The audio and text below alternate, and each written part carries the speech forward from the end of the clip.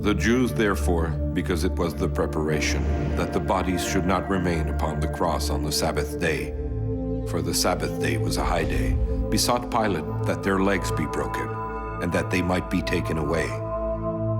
Then came the soldiers, brake the legs of the first, and of the other which was crucified with him. But when they came to Jesus, and saw that he was dead already, they brake not his legs, but one of the soldiers with a spear pierced his side, and forthwith came there out blood and water.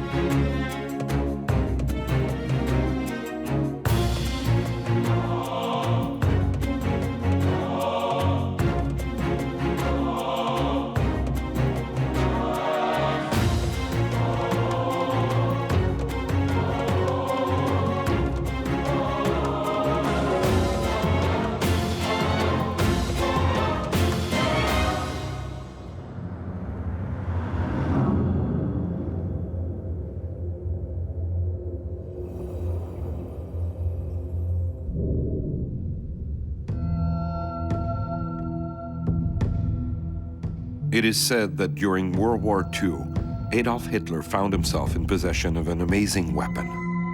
A weapon that he thought would give him the power to rule over the entire world. However, there was nothing conventional about this piece of artillery.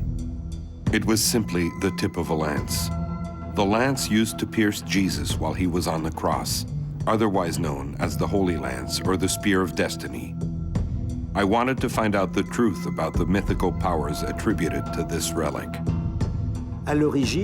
Originally, it was one of the Jewish high priests named Phineas who had this spear forged. It symbolized the royal power of the Jewish people, God's elected people.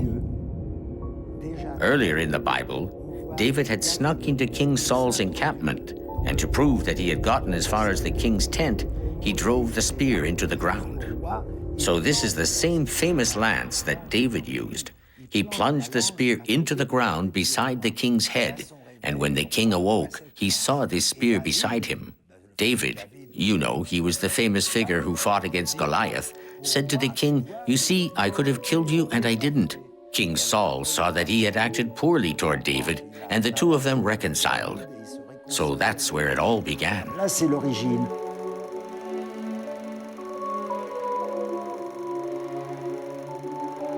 According to Christian tradition, the Roman soldier who pierced Jesus in the side was named Gaius Cassius.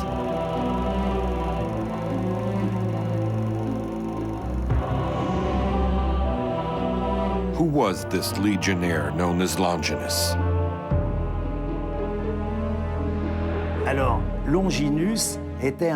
Longinus was a Roman centurion who was assigned to the Golgotha Guard. They weren't really a guard. They were more like police, since the Romans were the occupying army at the time.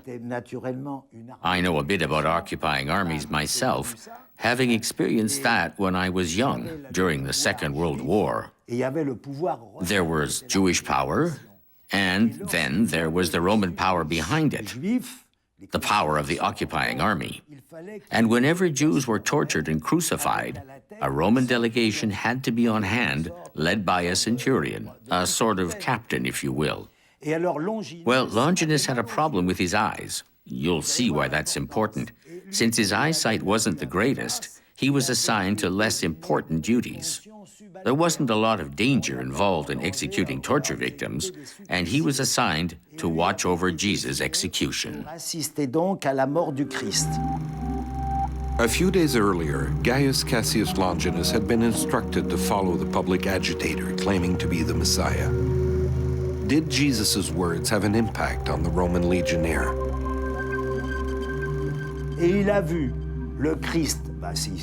He saw Jesus die alongside the two thieves, the good, the bad, and the ugly, you might say. And he was amazed to see the peaceful attitude of this tortured man. He was aware that Herod's henchmen wanted Jesus' knees to be broken, because it clearly states in the Bible that the bones of the Lamb of God shall not be broken. The bones of the Messiah shall not be broken.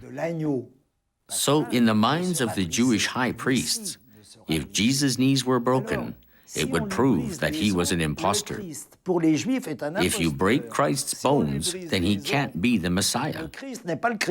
But Longinus, knowing that the idea behind breaking the knees was to accelerate death before Sabbath started, it was Friday evening, after all, he felt a wave of compassion toward Jesus. He killed him out of compassion in the end. He took a spear and plunged it between Jesus' fourth and fifth ribs. In the Roman army, stabbing someone between the fourth and fifth ribs was an act of compassion, because it meant that the enemy would die quickly. And that was when he killed Christ. He put an end to Jesus' suffering out of compassion. And at the same time, he fulfilled the Holy Scripture, since none of the bones of the Lamb of God were broken. And forthwith came there out blood and water, states the Gospel of John. According to legend, as soon as Jesus' blood came into contact with the spear, the legionnaires' eyesight was miraculously healed, and he became an instant convert.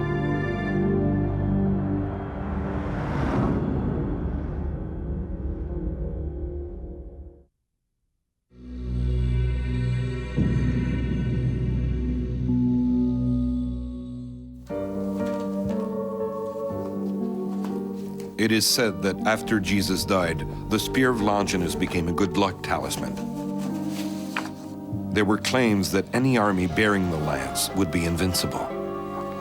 There is a very old tradition that the bearer of the Holy Lance becomes invincible just because of the relic. We know from the 10th century that some battles were thought to have been won just because the battle the Holy Lance was along and was taken into battle. One of the most important examples is the Battle of Lechfeld in 955, when the Hungarians were defeated from the troops of the Holy Roman Empire. People noticed that every time an emperor or a head warrior carried this spear, he won battles. It also had a religious air about it, since it was associated with Jesus Christ. We mustn't forget Constantine's famous saying, "By this sign, conquer." And it's also true that back then, most of the conquerors were Christians. They were winning battles. Then suddenly the Holy Lance was lost. I think it was sometime during the Crusades.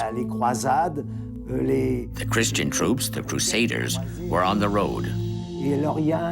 There was a pilgrim from Provence, and he had a vision in the middle of the night showing him that the Holy Lance was hidden in a church in the city that they were supposed to defend. So he went to the church to look for it. That's the legend. And of course, he found the Holy Lance at the church. When he showed it to his companions, naturally, there was a huge wave of enthusiasm, and they ended up winning the battle. The lance traveled through time imbued with this magical aura. Or should I say, the lances. Like many other relics associated with the Passion of the Christ, the Holy Lance began to multiply. After that, the spear began to appear in other stories. Around the year 300, there was Maurice, who was referred to as Saint Maurice, a commander leading a Christian legion of soldiers from Rome known as the Theban Legion.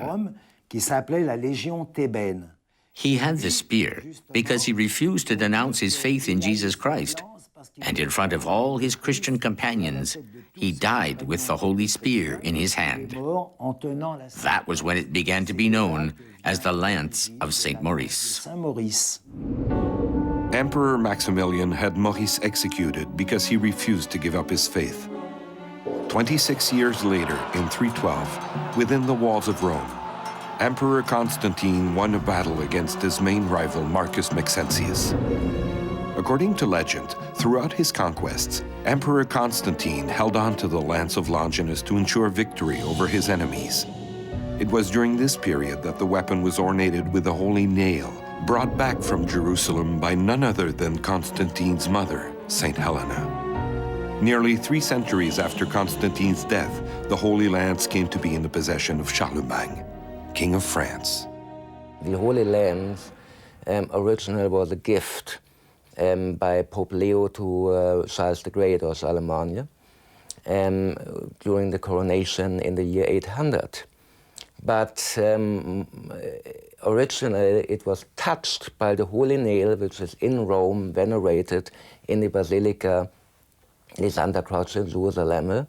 And it was a relic by touch. It was blessed by touching this holy nail which touched the blood of Christ. Mais Charlemagne l'a eu en sa possession. Once Charlemagne received it, he had a continuous string of victories.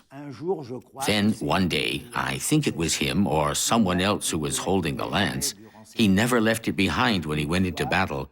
I think it was Charlemagne. He accidentally dropped it into the river. All of his companions saw this as an omen of bad luck. And sure enough, that's when trouble began.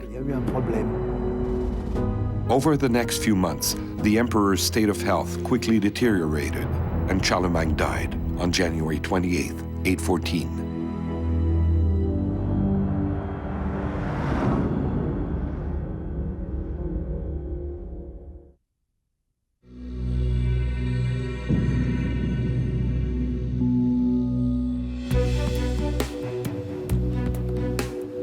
Around the year 1000, the Holy Lance was transferred to the Magdeburg Cathedral in Germany. From then on, it was not only a relic, but also one of the treasures of the Holy Roman Empire. It would never leave this precious collection. The lance was always part of the treasury of the Holy Roman Empire since the 10th century, and thus owned also by very important people. It was never used, at least as we would know of, in a way as being used in an aggressive attempt to conquer countries, but it was used several times as a relic to defend legitimate rulership, actually, or, for example, also against the Hungarians awaiting the German Empire in 955. We know that it was used at that time as a relic to strengthen the faith of the soldiers. Yes, very nice to meet you. Hi, how are you? Franz Kirchweger, who told us the story of the Holy Lance, has given me permission to visit the Hofburg Museum in Vienna. When it comes to the Holy Lance, no other relic can compete with the popularity of the one on display in Vienna, Austria. It goes by many different names: Holy Lance, Holy Spear, Lance of Longinus, Spear of Longinus, Lance of St. Maurice, Spear of Christ, or Spear of Destiny. It's a winged lance, typical for that time. Very specific is that the blade itself has been perforated and a knotted pin has been put inside. And because of the perforation, the blade broke at one time. Once the blade broke, Emperor Henry IV had the precious relic wrapped in a silver sleeve, identifying it as the Lance of St. Maurice. 2 centuries later, Charles IV had the silver sleeve covered with a new one, this time made of gold, bearing the inscription, Lance of Longinus. In the 11th century, when the silver sleeve was made and named as St. Maurice, this saint was very important to the Holy Roman Empire. Later on, after the 11th century, he was not so important anymore. The passion to Christ, with Christ, was much more important than the soldier St. Maurice. So the name was changed. It was transferred from a lance of St. Maurice to a lance of Longinus. Longinus, who was the soldier who is supposed to have pierced the side of Christ on the cross. In the 11th century, Emperor Conrad had a cross-shaped reliquary made to hold the lance and a piece of the true cross. The lands protected by this reliquary is frequently moved.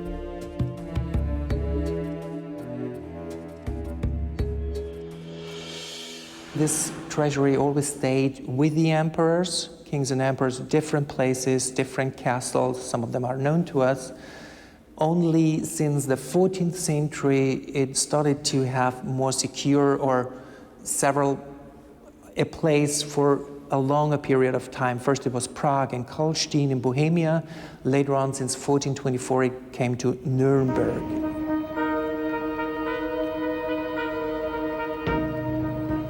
In 1424, the lands, along with the rest of the Holy Roman Empire Imperial regalia, was transferred to Nuremberg. Following in the footsteps of the lands, I headed to Nuremberg, Bavaria.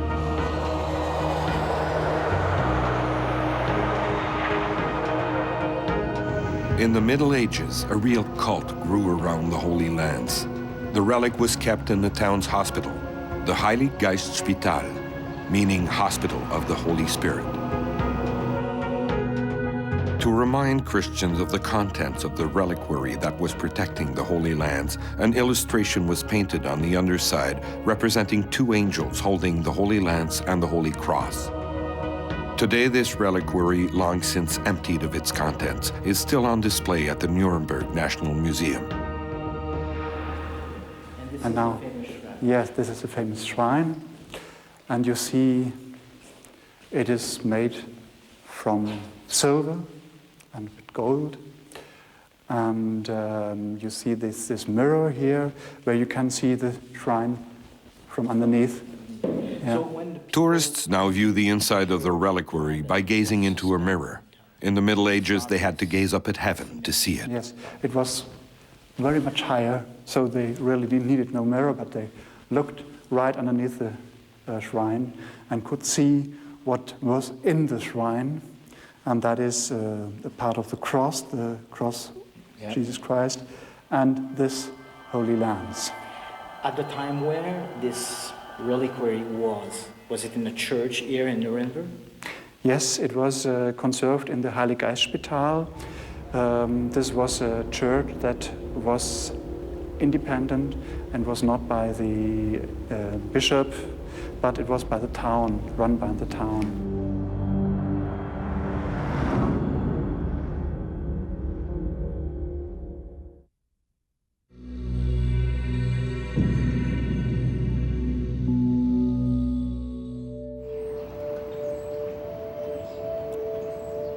There were so many pilgrims going to the Heilig Geist Spital that they soon had to find a new location.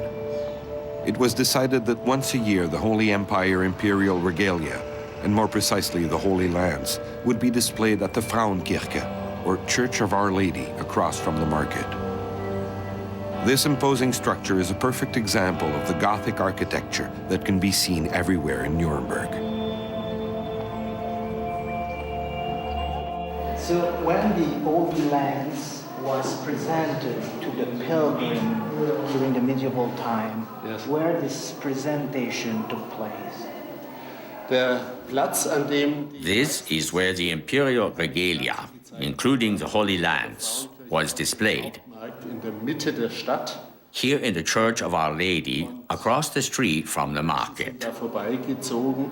Und das sind This treasure reminded passers-by of the imperial power. das Reich, das Deutsche Reich, It was a tangible, visible expression of that power. die einen symbolisiert haben und vergegenwärtigt haben. Quite interesting. Und man hat ihnen People were paying tribute to the treasure and at the same time to the emperor himself.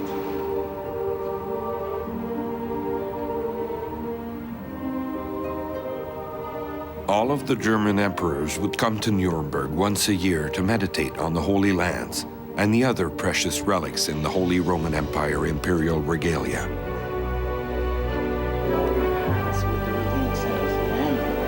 And this is his door. Yeah, this was the doorway used by the German king or emperor whenever he came to Nuremberg for a gathering of parliament, or a simple visit or a celebration. Charles IV, for instance, always began his visits with a stop at the tomb of the patron saint of the city. This door was constructed so that it couldn't be accessed by horse. Charles IV would tour the building on his horse, but he had to get off his horse and walk down to the tomb to pay tribute to the patron saint of the city. Then he would leave by the main door, where his horse awaited. From there, he would continue on his way. Even the emperor would bow down before the patron saint of the city. In the early Renaissance period, the city of Nuremberg experienced a golden age. Pilgrims from far and wide came to admire the relics at the Hospital of the Holy Spirit. The city became known for its arts and sciences, but this tranquility was rudely interrupted in the 17th century, as Martin Luther introduced religious reform. Conflict broke out between Protestants and Catholics. It was the beginning of the 30-Year War. Nuremberg was the scene of many fights. Fearing for the safety of the imperial regalia, the city moved the relics to an underground location under the chapel in the Nuremberg castle. I paid a visit to the chapel, the oldest part of the Nuremberg fortress. Between 1485 and 1495, the entire collection of the jewel in the imperial regalia was preserved here in the chapel. To be more precise, here in the crypt. They dug this opening. Then they built walls and sealed it. Instead of using wooden doors, they used steel doors, which provided greater security. So this place was kind of a secret vault, and the lance was kept here. Why placing the lance here instead of a church? Because the fortress was the safest place to keep them. The French Revolution broke out in 1789, with the conflict spilling over the borders. In Nuremberg, fears rose once again over the safety of the empire's treasures. The council decided to protect them. First, they were moved to Ratisbonne in 1796. Then they were moved to Vienna in 1800. At that time, the treasure was evacuated from Nuremberg because of the French revolutionary troops approaching the city, and the treasure was brought to Vienna, and here it arrived in 1800 and stayed in Vienna since.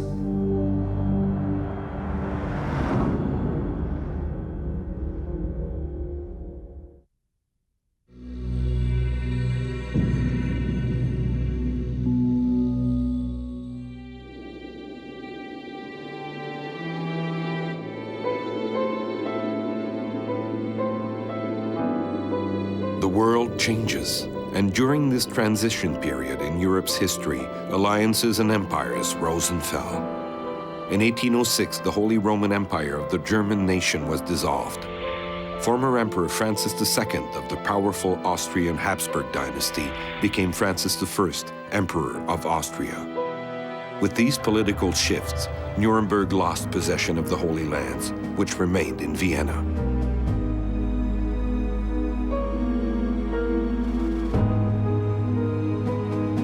Francis I of Austria had no idea that 127 years later, another Austrian would come along and change the political face of Europe and take the Spear of Destiny back to Nuremberg. This young Austrian was named Adolf Hitler. Hitler, when he was a young student in Vienna, was fascinated by the Holy Lands and legend that whoever owns it will have the power of the world. And in 1938, when the Nazis conquered Austria, they ordered all the imperial treasures to be brought back to Nuremberg as a symbol of the reunification of what once was the Holy Roman Empire. Adolf Hitler was an exceptional speaker. He sparked enthusiasm and fervor among the German people.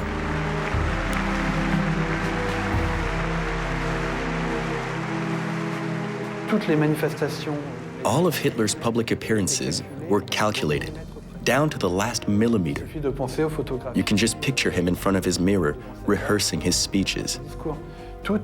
Everything was designed to draw in the crowds. As the war approached, Hitler relied more and more on millennium, Christian, and apocalyptic images in his speeches. He had a genuine desire to excite the crowds and to use religion and religiosity to attract the masses to the Nazi party. Just to prove how effective his propaganda techniques were, Jewish historian George Moos, who was living in Germany at the time, attended one of Hitler's ceremonies in Nuremberg with the swastika-shaped torches and said, "Even I, a Jew, felt like raising my arm to salute Hitler. I could feel the excitement in the air." Many books have been written on the alleged occult origins of the Nazi Party. 3 of these books, The Spear of Destiny, The Mark of the Beast, and Secrets of the Holy Lands, were essentially based on the role that the Holy Lands played in the Third Reich. Claims are made, for instance, that the Holy Lance was used for occult ceremonies. What we need to recall is that at the end of the 19th century, Europe was fertile ground for new ideas, along with mystical and esoteric philosophies. Germany was no exception, with great interest in the work of Russian trailblazer Elena Petrovna Blavatsky. Mrs. Blavatsky, her full name was Helena Petrovna Blavatsky, was a very famous Russian occultist who lived around the end of the 19th century. She is most well known for having founded the Theosophical Society in 1875. This society was a mixture of different religions, some Hinduism and a bit of Egyptian, combined with all the scientific discoveries of the day. It was hugely successful in Germany and Austria. Blavatsky said that humanity had had several spiritual rebirths initiated by root races. As I was saying, Blavatsky wrote several occult documents and came up with a theory of 7 root races. And according to her, we are now in the 5th race, which she referred to as the Aryan race. This is a spiritual race, she claims. And of course, her emulators in Germany and Austria confounded her esoteric theories with the idea of a superior Aryan race. You have to remember that the late 19th century was the golden age of racism. In France, Gobineau wrote an essay on the inequality of the human races. In England, sociologist Sir Francis Galton was also developing racial theories. They were quite common at the time. That's an important starting point for our discussion, because it was so fundamentally ingrained in Austria that it resulted in people copying those ideas. And these copycats came up with their own ideas of pre-Indo-Europeans, or Indo-Europeans, and the new idea became part of the new Volkic movement, a mix of nationalism, racism, and cult or pagan ideas. The movement spread like wildfire throughout Germany and Austria. And you could say that it sowed the seeds for Nazism. Over time, secret societies began to appear in Germany, dedicated to the study of the ethnological roots of the German people. Anti-Semitism and racism were preached at these societies.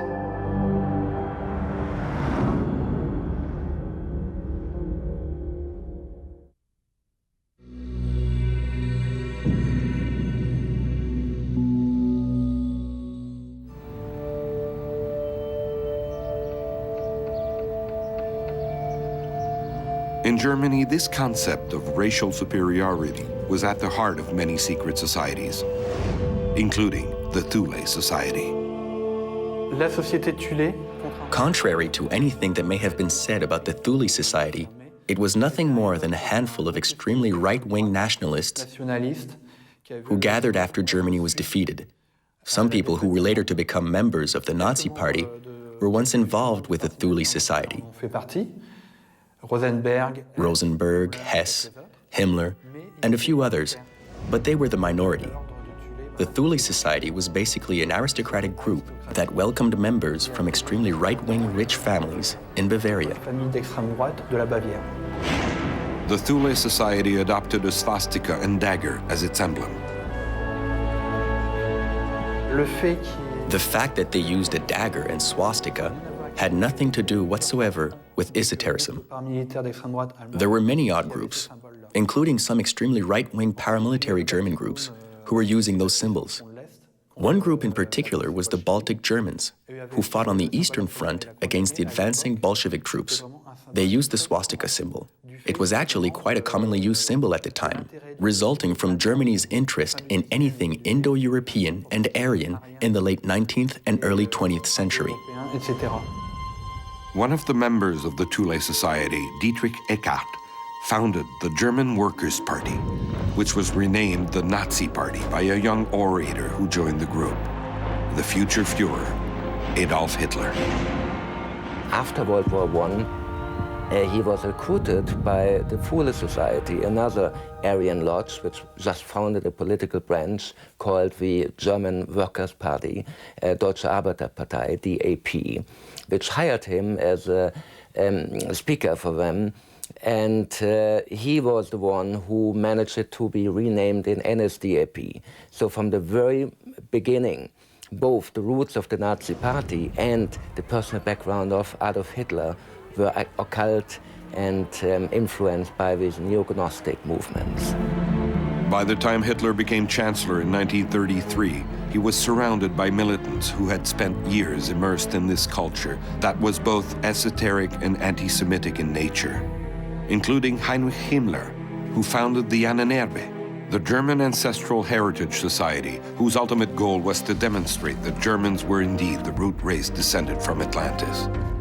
Himmler sent groups of researchers throughout the world in search of proof of this noble descendants.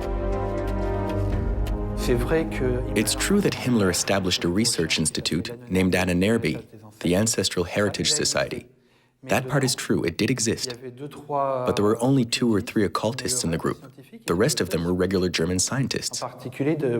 There were a large number of well-known archaeologists at the institute. Why is that? Because these archaeologists and anthropologists had seen the possibility of using the SS to further their research.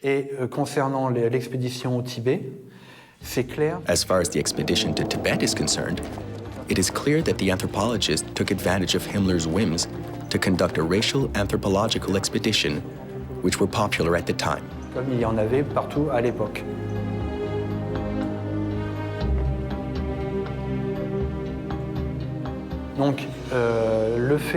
So when they met the Tibetans, Himmler was happy to see that they were also using the swastika symbol. But that wasn't the point of the trip. The purpose was really to conduct a racial anthropological expedition. Some of the occult-based researchers thought that high-ranking Nazis might be excited at the prospect of possessing the Holy Lands. In the fall of 1938, the lance was placed in the Nuremberg art bunker, a former wine warehouse converted into a vault. Soon after the start of hostilities, the invasion of Poland, work began on creating a safe salvage facility for works of art from Nuremberg. By the end of February, it was possible to bring the first and most important works into the cellar, and those, of course, included the relics and regalia of the Holy Roman Empire. The relics and regalia of the Holy Roman Empire include the crown jewels, the coronation clothing, and a remarkable collection of relics which had been collected by early emperors. Among them, the so-called Holy Lance, or the Spear of Longinus, doing its job of keeping the Holy Lance. The return of the Holy Lance to Nuremberg raised an interesting question. Did the occult play a significant role in the rise of the Nazi Party? That's what I wanted to find out. It's true, the Nazis did take a relic that had been in Vienna, the famous Spear of Destiny. The Spear of Destiny is the spear that was used by a Roman legionnaire, Longinus, to pierce the side of Jesus Christ. So it's true that the Nazis took it. There is some evidence that the Nazis thought to use this treasury as symbols of the old glory of an old empire of the Germans, of an old glorious unified empire. The whole story of the Nazis being interested in the occult may have been built on half-truths and doubtful interpretations. But as the saying goes, where there's smoke, there's fire. And in the Hitler regime, this fire's name was Heinrich Himmler. Himmler was complete occultist. He believed in reincarnation. He believed to be the reincarnation of a German king of the Middle Ages. He performed rituals, and his idea of the SS was the idea of a new order, like the Knight Orders of the Middle Ages, like the Teutonic Knights, like the Knights Templar. So as an apostate, he was very fanatic in his hate against Christianity, and he wanted a new pagan and a new Gnostic ideology behind it. Indeed, he ordered his officers of the SS to read the Bhagavad Gita. And indeed, the Bhagavad Gita, the message of the Bhagavad Gita is that it is no problem for a warrior to kill. It is his duty to kill because he's a warrior, and it is his karma to kill. And only if he fulfills his karma, he will have a good reincarnation. So the Christian ethic of compassion was completely alien to Himmler and to the SS. And he just wanted to found a new order with a completely different ethical model. From Nuremberg, I headed for the hills of North Rhine-Westphalia, the site of the mysterious Wewelsburg Castle. Built in 1609, this castle was leased in 1934 for the symbolic sum of 1 Reichsmark per year to the SS, commanded by Heinrich Himmler. According to authors like Ravenscroft, it was in the underground rooms of this triangular castle that Himmler held occult ceremonies in the company of high-ranking SS officers. There were even claims that the Holy Lance was used in these ceremonies.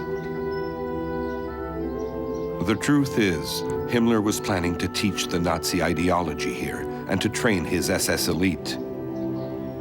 Around 1940, he imagined a huge complex destined to become the new Reichstag, the center of the world.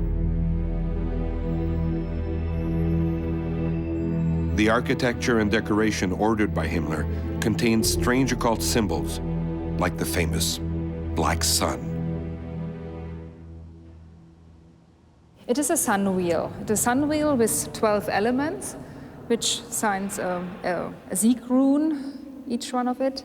And it is nowadays called, in the neo-Nazis scene, like a black sun.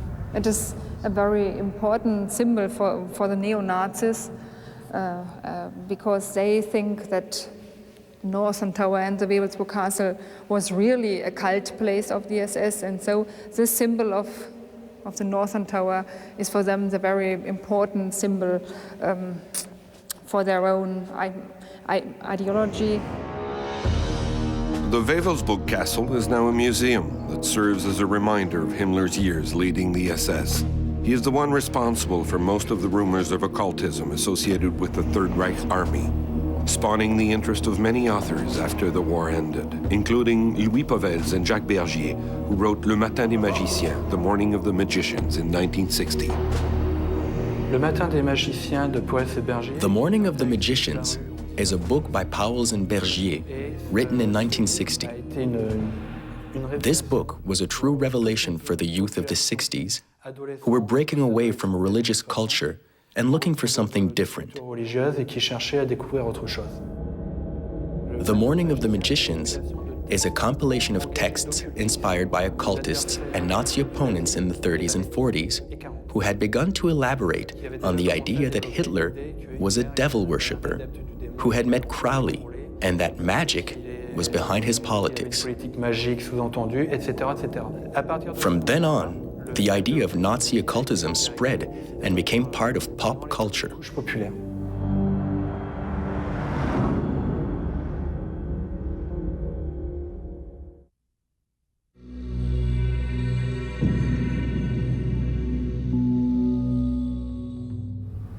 As a result of speculations that arose in the wake of the Morning of the Magicians, Nazis were eventually portrayed as occult crazed on the big screen.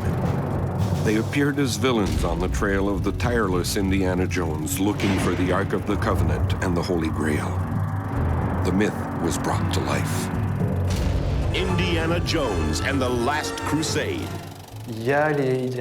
So the Indiana Jones movies brought the idea to the public's eye. There were also comics, role-playing games, video games, etc. That's when it really became a popular myth. After this journey into the occult world of the Third Reich, I was left with one last unanswered question. Is the Holy Lance in Vienna the real spear of Longinus or not? Was it really used to pierce Jesus' side when he was on the cross? I headed back to Vienna. The last scientific examination of the Holy Lance took place several years ago, in 2003 and 2004. And for the very first time, we did X-rays, we did X-ray fluorescence analysis, and we had an expert on metal work with archaeological instruments here from the University in Vienna. All of these different approaches telling us and helping us to understand better the structure of the object, which is very complicated, and it's very complicated to understand about the real chronological order of the different changes and additions. But today we know for sure it's a Carolingian winged lance from the late 8th century, which later on, through apparently more than 100 years, had some changes done, some additions done. The blades on the lower part, especially the perforation of the blade itself, the insert of a knotted pin, and the addition of the silver wires and the sleeves itself. Oddly enough, this lance, legendary in its overall shape, is much closer to the lances used at the height of the Middle Ages, forged between 500 and 800 during the Carolingian era.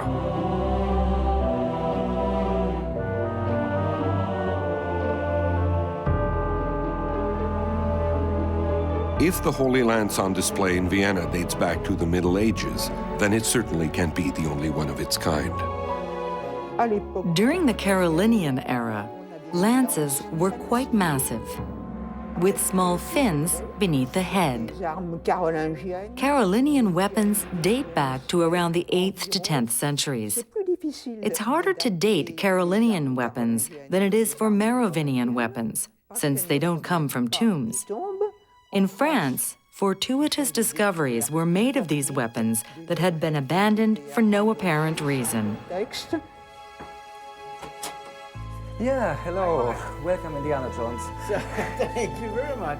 Why would this Carolingian lance have been used to replace the Roman legionnaire's legendary lance? On my way to Dusseldorf, Germany, I stopped in to see historian Michael Hesemann, who showed me an authentic Roman lance from the 1st century, similar to the one used by Longinus to pierce Jesus in the ribs. It was a very small artifact, barely 10 centimeters long. Does the world really want such an ordinary relic to commemorate the death of Jesus Christ? Wouldn't it seem more fitting for the Holy Lance to be a beautiful object on display for all to see? To choose the real Holy Lance, a relic destined to become one of the most powerful symbols of Christianity, emblem of the Western Holy Roman Empire. But which is the real one? The small, ordinary, triangular piece of metal, or the magnificent weapon wrapped in gold on display in Vienna? Which one would you have chosen?